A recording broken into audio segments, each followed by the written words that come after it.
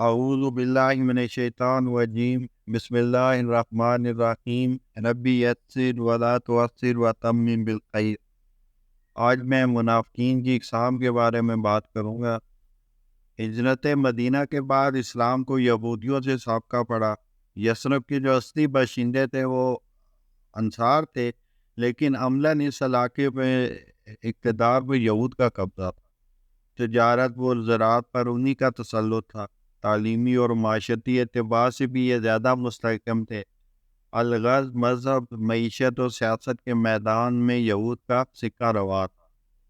یہ بنیادی طور پر کافر نہ تھے بلکہ اہل کتاب میں سے تھے، لیکن موسیٰ علیہ السلام کے زمانے کو اس وقت تقریباً 1900 سال گزر چکے تھے۔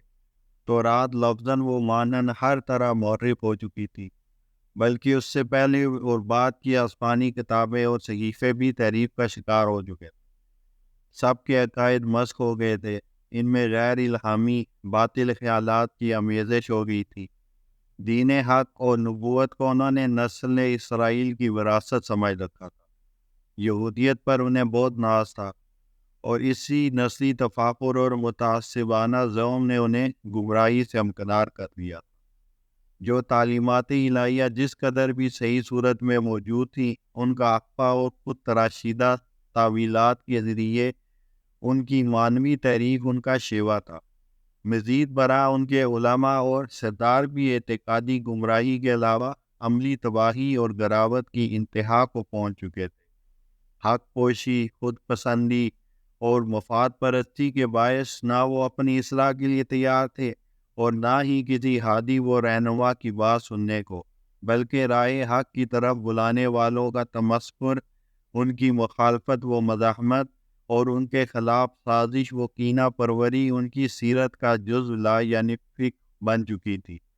فی الحقیقت یہ ایک ایسی بگڑی ہوئی امت تھی جس کی اعتقادی اور عملی اصلاح کی کوئی صورت ظاہرہ نظر نہیں آتی تھی، کیونکہ یہ لوگ اپنے تمام علمی، اعتقادی، عملی اور اخلاقی خیانتوں کے باوجود خود کو سب سے بڑا دیندار، دانشمند، ہدایت یافتہ اور بخشش کا مستحق طبقہ تصور کرتے تھے، حالانکہ انہوں نے خدا کے انعام کو ٹھکرا کر اس کے غضب کو دعوت دی تھی اور نتیجتاً تمام نعمتوں سے محروم ہو چکے تھے۔ حضرت صلی اللہ علیہ وسلم کے سامنے سب سے پہلے ان کی اصلاح اور ان کے اعتقادی اور عملی بگاڑ کے اثرات کو ظاہر کرنا تھا، کیونکہ مدینہ میں سب سے زیادہ ذی اثر اور ذی حیثیت لوگ یہی تھے۔ یہی وجہ ہے کہ سورہ بقرہ کی تعلیمات کا بیشتر حصہ یہود ہی سے متعلق ہے۔ عامت الناس اور ملت اسلامیہ کے لیے بھی ان مخصوص تعلیمات کی اہمیت کچھ کم نہیں، کیونکہ یہودیت صرف ایک مذہب ہی نہیں بلکہ ایک مستقل ذہنیت بن چکی ہے، جس کا مشاہدہ ہم آج بھی مختلف کرداروں کے روپ میں کر سکتے ہیں۔ مدنی دور میں منافقین کا طبقہ بھی نمایاں طور پر مارد وجود میں آ گیا تھا۔ اسلام کو کلی مخالفت و مزاحمت کا سامنا تو آغاز دعوت کے وقت سے ہی تھا، اور اہل اسلام اس سلسلے میں بے پناہ مصائب و شدائد برداشت کرتے چلے آئے تھے۔ لیکن ہجرت مدینہ کے بعد ایک نئی طرز کی مخالفت بھی بڑے زور و شور سے شروع ہو گئی، اور یہ تھی منافقت۔ کچھ لوگوں نے زبان سے اقرار کر لیا، ظاہراً اسلام کے دائرے میں داخل ہو گئے اور مسلمانوں کے ہمراہ اسلامی تحریک میں شامل ہونے کا دعویٰ کرنے لگے، لیکن یہ لوگ فی الحقیقت منافق تھے، اور منافقین بھی کئی اقسام کے تھے۔ منافقین کی اقسام میں جو پہلی قسم تھی، یہ ایسے منافقین کی جو اسلام کے برحق ہونے کے قائل تھے، لیکن اس کی خاطر نہ اپنے مفادات کی قربانی کے لیے تیار تھے اور نہ مصائب و آلام کو برداشت کرنے کے لیے۔ لہذا کچھ خود غرضی و مفاد پرستی اور کچھ بزدلی ان کے سچا مسلمان ہونے کے راستے میں حائل تھی۔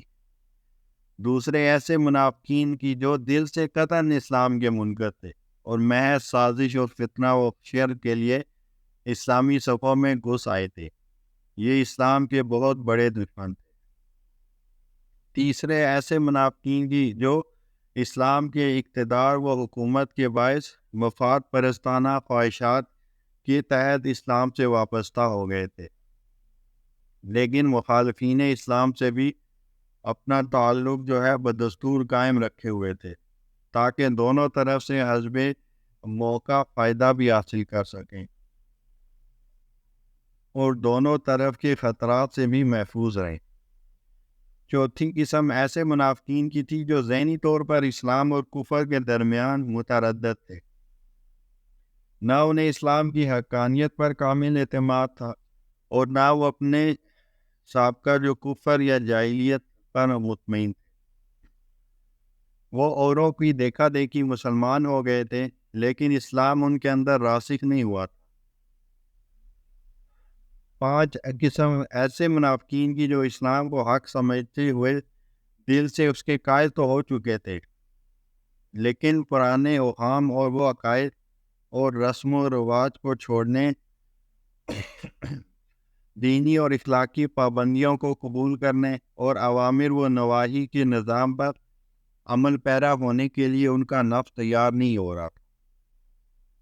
6 ایسے منافقین تھے جو اسلام کو توحید، احکام الہی اور آخرت پر ایمان لانے کی حد تک تو تسلیم کرتے تھے، لیکن حضور نبی اکرم صلی اللہ علیہ وسلم کی غلامی اور وفاداری سے گریزاں تھے۔ نہ وہ حضور صلی اللہ علیہ وسلم کی عظمت وہ سیادت دل سے ماننے کو تیار تھے اور نہ آپ کی حاکمیت و شفاعت، اس میں وہ اپنی حد تک اور ذلت محسوس کرتے تھے۔ چنانچہ وہ تعلق نبی صلی اللہ علیہ وسلم کے بغیر ذات ربانی تک رسائی حاصل کرنے کے خواہاں تھے۔ اسلام اپنے پیروکاروں کو تمام منافقین کی پہچان کروانا چاہتا تھا تاکہ وہ مسلمانوں کی صفوں میں موجود رہ کر اپنے ناپاک عزائم کو عملی جامہ نہ پہنا سکیں۔ اس لیے سورہ بقرہ نے اس سلسلے میں عام اشارات فراہم کیے تاکہ حق و باطل میں امتیاز کا صحیح شعور پیدا ہو سکے۔ اس کا دوسرا رکوع اس ضمن میں بطور خاص نمایاں اہمیت کا حامل ہے۔ سورہ بقرہ کی آیت 8 سے 20 میں منافقین کا ذکر کیا گیا ہے۔ وَمِنَ النَّاسِ مَن يَقُولُ آمَنَّا بِاللَّهِ وَبِالْيَوْمِ الْآخِرِ وَمَا هُمْ بِمُؤْمِنِينَ، اور لوگوں میں کچھ ایسے بھی ہیں جو کہتے ہیں ہم ایمان لائے اللہ پر اور دن قیامت پر، اور وہ ہرگز مومن نہیں۔ يُخَادِعُونَ اللَّهَ وَالَّذِينَ آمَنُوا وَمَا يَخْدَعُونَ إِلَّا أَنفُسَهُمْ وَمَا يَشْعُرُونَ، دغا بازی کرتے ہیں اللہ سے اور ایمان والوں سے، اور دراصل کسی کو دغا نہیں دیتے مگر اپنے آپ کو، اور نہیں سوچتے۔ فی قلوبہم مرض فزادہم اللہ مرضا ولہم عذاب علیم بما کانوا یکذبون، ان کے دلوں میں بیماری ہے، پھر بڑھا دی اللہ نے ان کی بیماری، اور ان کے لیے عذاب دردناک ہے اس بات پر کہ جھوٹ کہتے تھے۔ وَإِذَا قِيلَ لَهُمْ لَا تُفْسِدُوا فِي الْأَرْضِ قَالُوا إِنَّمَا نَحْنُ مُصْلِحُونَ، اور جب ان سے کہا جاتا ہے کہ فساد نہ ڈالو ملک میں تو کہتے ہیں ہم تو اصلاح کرنے والے ہیں۔ أَلَا إِنَّهُمْ هُمُ الْمُفْسِدُونَ وَلَكِنْ لَا يَشْعُرُونَ، جان لو وہی ہیں خرابی کرنے والے لیکن نہیں سمجھتے۔ وَإِذَا قِيلَ لَهُمْ آمِنُوا كَمَا آمَنَ النَّاسُ قَالُوا وَنُؤْمِنُ كَمَا آمَنَ السُّفَهَاءُ أَلَا إِنَّهُمْ هُمُ السُّفَهَاءُ وَلَكِنْ لَا يَعْلَمُونَ، اور جب کہا جاتا ہے ان کو ایمان لاؤ جس طرح ایمان لائے سب لوگ، تو کہتے ہیں کیا ہم ایمان لائیں جس طرح ایمان لائے بیوقوف، جان لو وہی ہیں بیوقوف لیکن نہیں جانتے۔ وَإِذَا لَقُوا الَّذِينَ آمَنُوا قَالُوا آمَنَّا وَإِذَا خَلَوْا إِلَىٰ شَيَاطِينِهِمْ قَالُوا إِنَّا مَعَكُمْ إِنَّمَا نَحْنُ مُسْتَهْزِئُونَ، اور جب ملاقات کرتے ہیں مسلمانوں سے تو کہتے ہیں ہم ایمان لے آئے ہیں، اور جب تنہا ہوتے ہیں اپنے شیطانوں کے پاس تو کہتے ہیں بے شک ہم تمہارے ساتھ ہیں، ہم تو ہنسی کرتے ہیں، یعنی مسلمانوں سے۔ اللہ یستہزئ بہم ویمدھم فی طغیانہم یعمہون، اور ہنسی کرتا ہے ان سے، اور اللہ اور ترقی دیتا ہے ان کو ان کی سرکشی میں، اور حالت یہ ہے کہ وہ عقل کے اندھے ہیں۔ اولئک الذین اشتروا الضلالۃ بالہدی فما ربحت تجارتهم وما كانوا مهتدين۔ یہ وہی ہیں جنہوں نے مول لی گمراہی ہدایت کے بدلے، سو نافع نہ ہوئی ان کی سوداگری اور نہ ہوئے راہ پانے والے۔ مثلهم كمثل الذي استوقد نارا فلما أضاءت ما حوله ذهب الله بنورهم وتركهم في ظلمات لا يبصرون۔ ان کی مثال اس شخص کی سی ہے جس نے آگ جلائی، پھر جب آگ روشن کر دیا ان کے آس پاس کو، تو ظاہر کر دیا اللہ نے ان کی روشنی اور چھوڑا ان کو اندھیروں میں کہ کچھ نہیں دیکھتے۔ صم بکم عمی فهم لا یرجعون، بہرے ہیں، گونگے ہیں، اندھے ہیں، تو وہ نہیں لوٹیں گے۔ او کصیب من السماء فیہ ظلمات ورعد وبرق یجعلون اصابعهم فی آذانهم من الصواعق حذر الموت واللہ محیط بالکافرین۔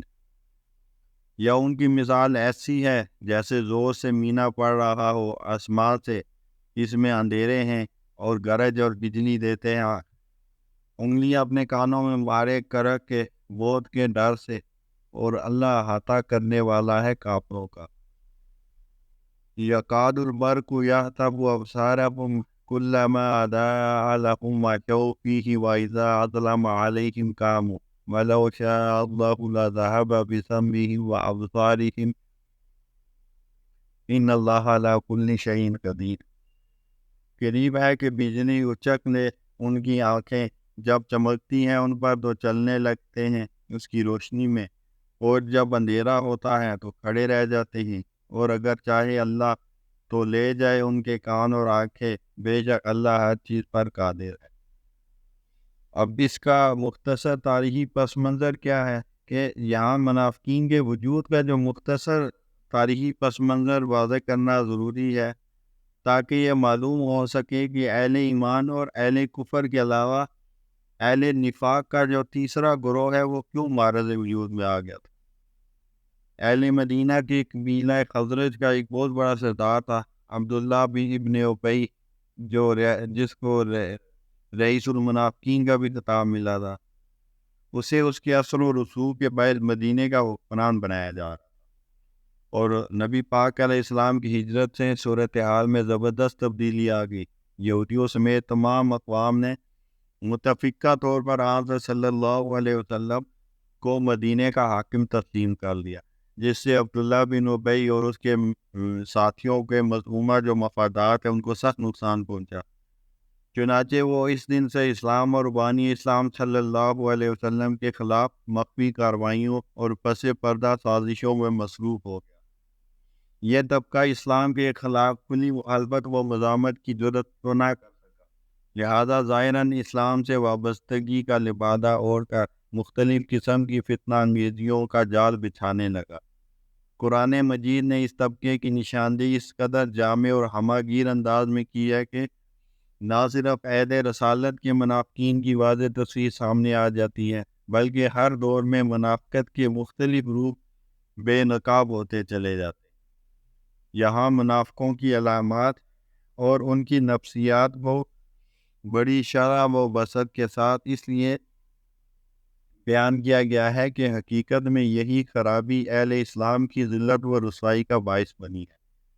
اگر اس کی صحیح قرآنی پہچان سامنے رہے اور اس کا علاج بھی قرآن و سنت کے مطابق جرات مندی کے ساتھ کیا جائے تو کوئی وجہ نہیں کہ مسلمان زوال و انحطاط کی حالت سے نجات نہ پا سکیں۔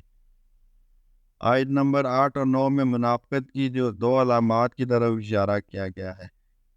وَمِنَ النَّاسِ مَن يَقُولُ آمَنَّا بِاللَّهِ وَبِالْيَوْمِ الْآخِرِ وَمَا هُم بِمُؤْمِنِينَ، اور لوگوں میں کچھ ایسے بھی ہیں جو کہتے ہیں ہم ایمان لائے اللہ پر اور قیامت کے دن پر، اور وہ ہرگز مومن نہیں۔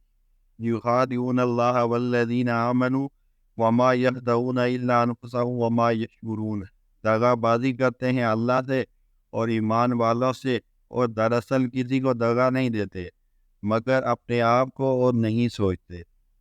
اللہ تعالی ہمیں نفاق کی جو نشانیاں ہیں ان کو سمجھنے کی توفیق عطا فرمائے اور نفاق سے بچنے کی توفیق عطا فرمائے۔ وآخر دعوانا الحمد للہ رب العالمین.